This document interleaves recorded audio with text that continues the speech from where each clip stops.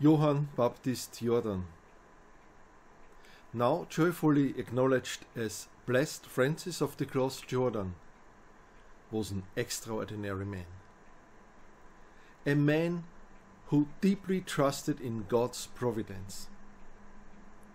And thus, he is an inspiring model for all his spiritual successors in the Salvatorian family, whether priest, brother, sister, or lay Salvatorian. Today, for a number of people, such trust is unimaginable, seems antiquated and out of time. Perhaps one still reaps a loving smile, and the thought emerges in the back of the head that such an unconditional trust is no longer up to date. But frankly, have we perhaps lost something essential here?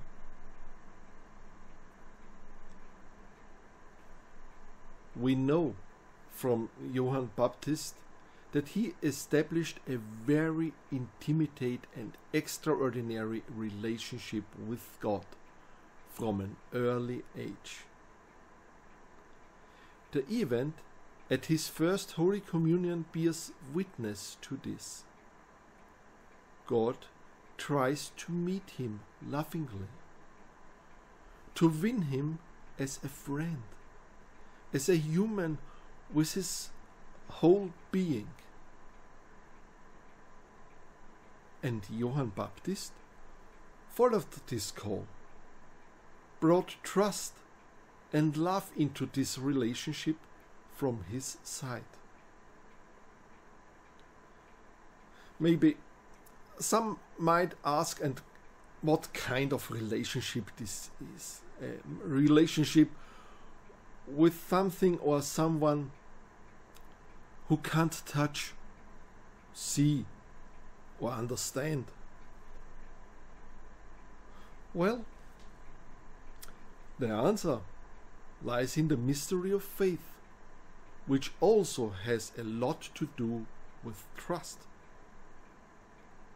This trust means to get involved, to expose oneself, to make oneself vulnerable, something that requires a good portion of courage, but also something that has to grow in small steps, something that is not given to us so easily, something for which we seem to have lost the sense in some places. This trust in God is the deep trust that behind everything that happens to us in life, there is a deeper meaning. Blessed Father Francis was aware of this trust and lived in the deep conviction that he was being guided. He was also deeply aware that God also works through his own imperfections and mistakes, because take into account the relationship with or to God is not horse trading.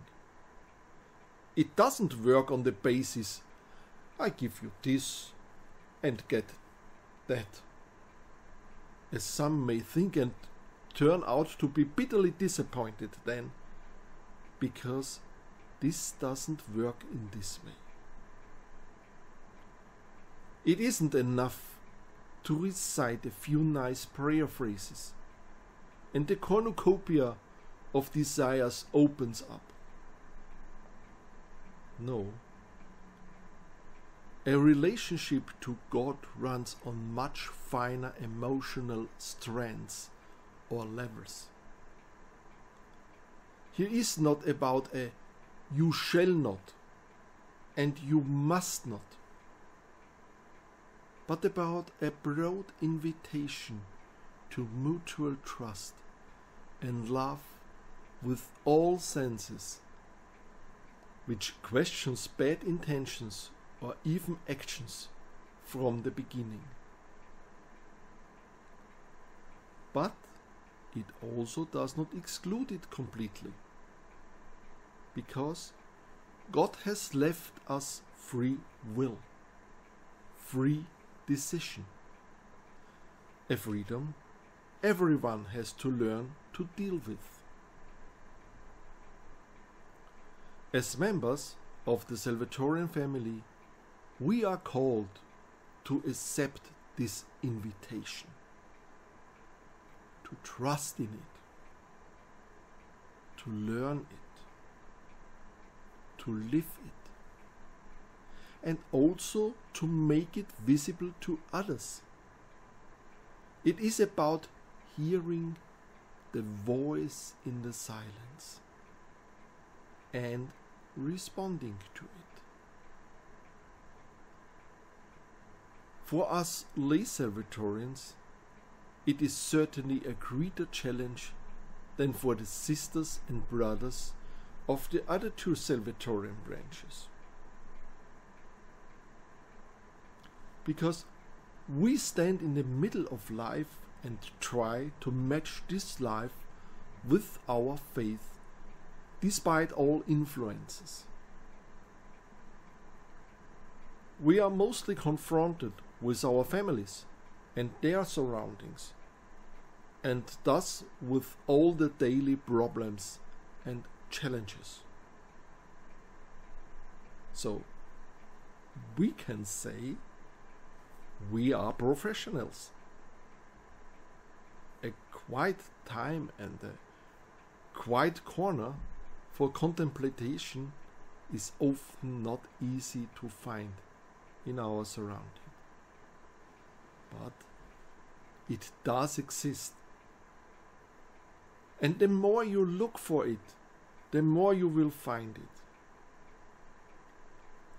Whereby, however, you shouldn't force anything here, because under duress you do not really come to rest inwardly, and it will perhaps be too loud for the voice in the silence to be perceived.